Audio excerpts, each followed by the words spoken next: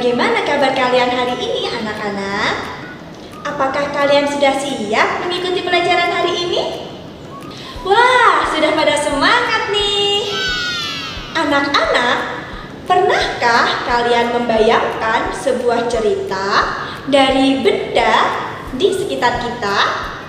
Atau pernahkah kalian mendengarkan sebuah cerita tentang hewan, cerita fantasi, ataupun cerita legenda?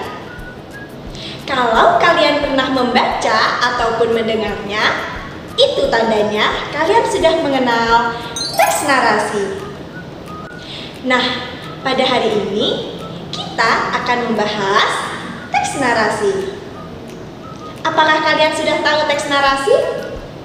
Yuk kita pelajari teks narasi bersama-sama. Untuk memahaminya, mari kita simak apa itu teks narasi. Pada dasarnya, teks narasi adalah suatu karya tulisan yang menceritakan suatu peristiwa secara detail kronologisnya.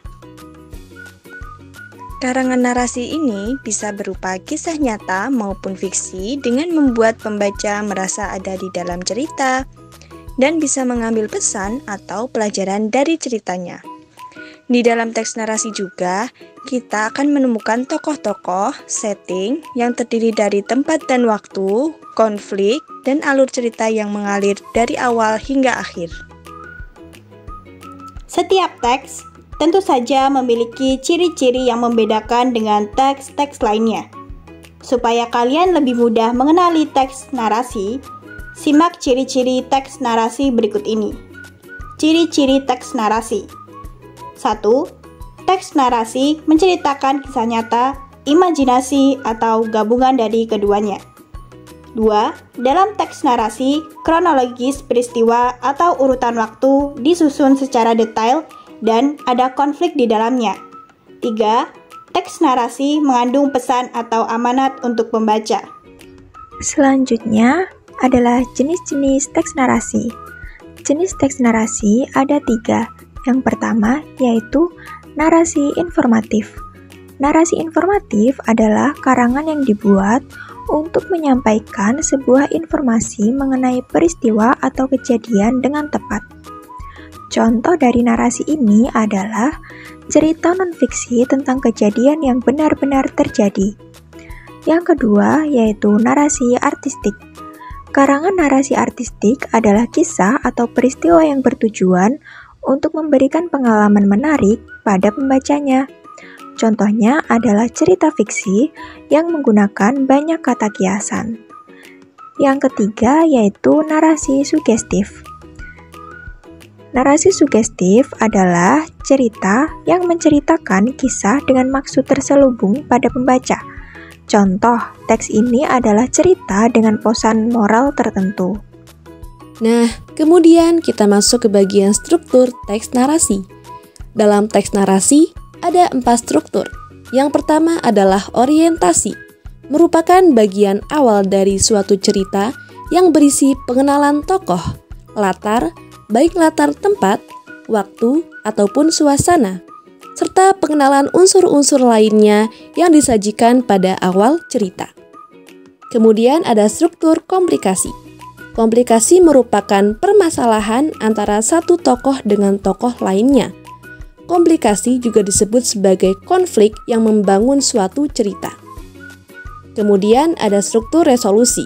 Resolusi merupakan pemecahan masalah yang dihadapi oleh tokoh setelah adanya konflik atau komplikasi. Kemudian bagian koda. Koda merupakan bagian terakhir teks yang berisi pesan atau pelajaran untuk dipetik dari cerita tersebut.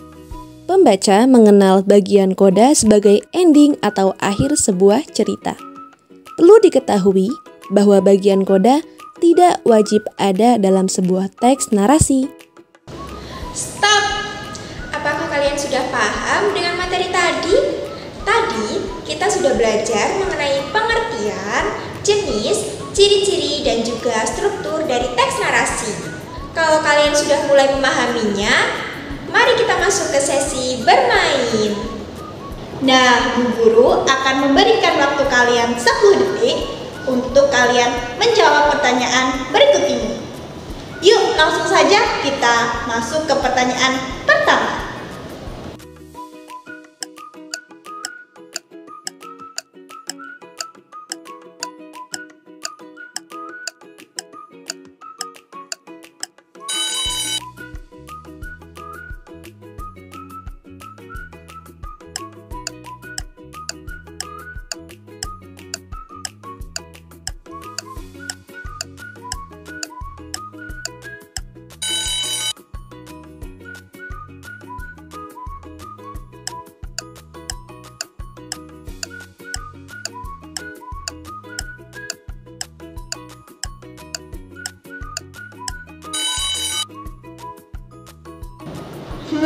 Bagaimana?